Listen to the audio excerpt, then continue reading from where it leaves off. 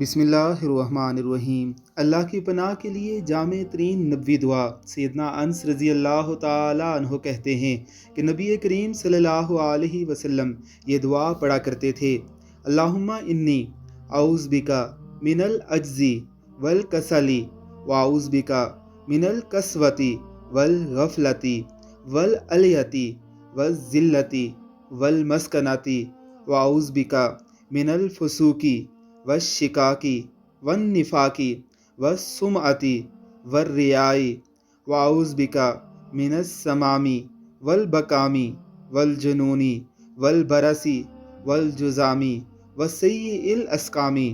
اے اللہ، میں تیری پناہ چاہتا ہوں عاجزی اور سستی سے، تیری پناہ چاہتا ہوں دل کی سختی، غفلت، فقیری، ذلت اور مسکنت سے، میں تیری پناہ چاہتا ہوں فسق، اختلاف، نفاق، مشہوری اور دکھاوے سے، میں تیری پناہ چاہتا ہوں بہرا ہو جاؤں یا گنگا اور دیوانہ پن، برس، جزام یا بری بیماریوں سے۔